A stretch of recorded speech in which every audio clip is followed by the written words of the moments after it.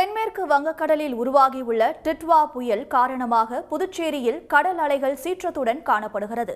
இதுகுறித்த கூடுதல் விவரங்களை தருகிறார் செய்தியாளர் மகாராஜ பாண்டி. புதுச்சேரி கடற்கரை பகுதிகளில் காற்றின் வேகம் எந்த அளவுக்கு இருக்கு? விவரங்கள் என்ன?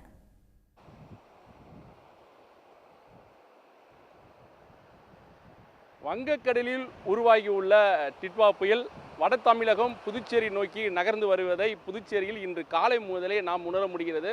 தற்போது புதுச்சேரி பழைய துறைமுகம் பகுதியில் தான் இருந்து கொண்டிருக்கிறோம். இங்கு கடல் சீற்றம் அதிகமாக இருக்கிறது, அதேபோல் காற்றும் அதிகமாக இருக்கிறது.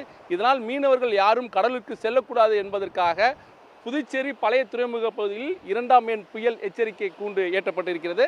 அந்த காட்சியை நீங்கள் பார்க்கலாம். அதாவது புயல் புதுச்சேரி அருகே இருக்கிறது. இதனால் மீனவர்கள் யாரும் கடலுக்கு செல்ல வேண்டாம், பாதுகாப்பாக இருங்கள் என்பதை குறிக்கும் வகையில் தான் 2ஆம் எண் புயல் எச்சரிக்கை கூண்டு ஏற்றப்பட்டிருக்கிறது.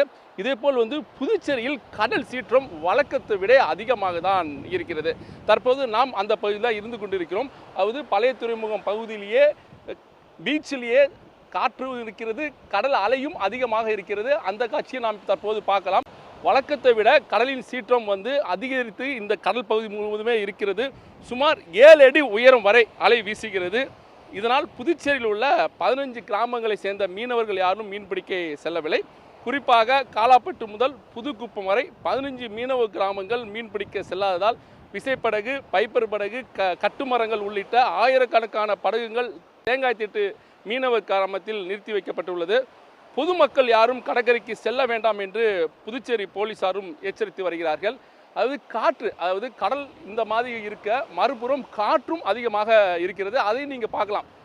இந்த பீச் ஓரத்தில் இருக்கும் தென்னை மரங்களுடைய காற்றை நீங்கள் பார்க்கலாம். இந்த வழக்கத்தை விட காற்று இருப்பதால் தென்னை மரத்தில் இருக்கும் கிளைகள் அதிகமாக தான் அங்கும் இங்குமாக சென்று கொண்டு இருக்கிறது. இதனால தான் புதுச்சேரியில் மழைக்கு வாய்ப்பு அதிகமாக இருக்கிறது. புதுச்சேரி கடற்கரைக்கு பார்க்க யார் வர வேண்டாம் என்று போலீசாரும் அறிவுறுத்தி வருகிறார்கள். இது மட்டுமல்லாமல் புதுச்சேரியில் இன்று காலை முதலே வானம் மேகமூட்டத்தோடு தான் காணப்பட்டு வருகிறது. குளிர்ச்சியான வானிலையும் அதிகமாக இருக்கிறது. கடந்த சில நாட்களாகவே, அதாவது புயல் சின்னம் மட்டும் இல்லாமல் கடந்த சில நாட்களாகவே கடலின் சீற்றம் மாற்றங்கள் அதிகமாக இருப்பதால் மீனவர்கள் ஒரு வாரமாக கடலுக்கு செல்லவில்லை. தற்போது கடல் சீற்றம் அதிகமாக இருக்கிறது.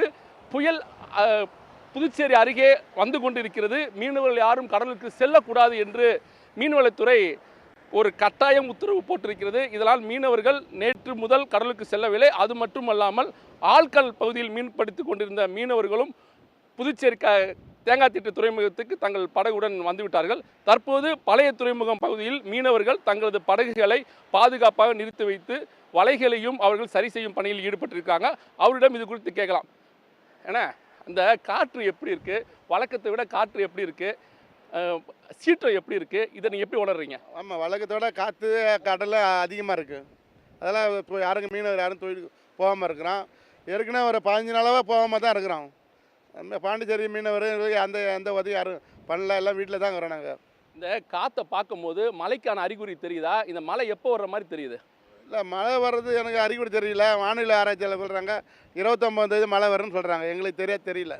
இப்போ இந்த படகு இங்கே கரை ஒருத்த வச்சுட்டீங்க, வலையும் வச்சுருக்கீங்க. இப்போ நீங்கள் என்ன பண்ணிக்கிட்டு இருக்கீங்க?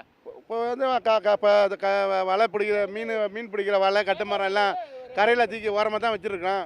அலை அதிகமாக வரும்போது இன்னும் ஓரமாக தூக்கி வச்சுட்டு வீட்டில் தான் இருப்போம். இந்த காற்று எப்படி வழக்கத்தோட காற்று அதிகமாக இருக்குது. அதாவது வழக்கத்தோட இந்த காற்று எங்களுக்கு அதிகமாக தான் இருக்குது. அதே மாதிரி கடல் சீற்றமும் அதிகமாக தான் இருக்குது. நாங்கள் பாதுகாப்பான தான் இருக்கிறோம் என்று மீனவர்கள் தெரிவித்தாங்க.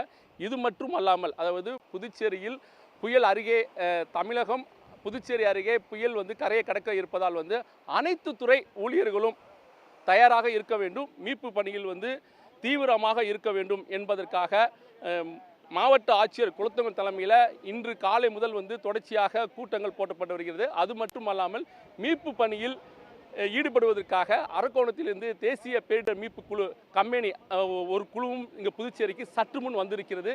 எனவே அனைத்து துறைகளும் தயாராக இருக்க வேண்டும். விடுமுறைக்கு சென்றவர்கள் உடனடியாக பணிக்கு திரும்ப வேண்டும் என்று அரசு ஊழியர்களுக்கு முதல்வர் ரெங்கசாமி ஒரு உத்தரவும் போட்டிருக்கிறார். விவரங்களுக்கு நன்றி மகாராஜ பாண்டி. உடனுக்குடன் செய்திகளை தெரிந்து கொள்ள சன் நியூஸ் பெல் ஐகானை கிளிக் பண்ணுங்க.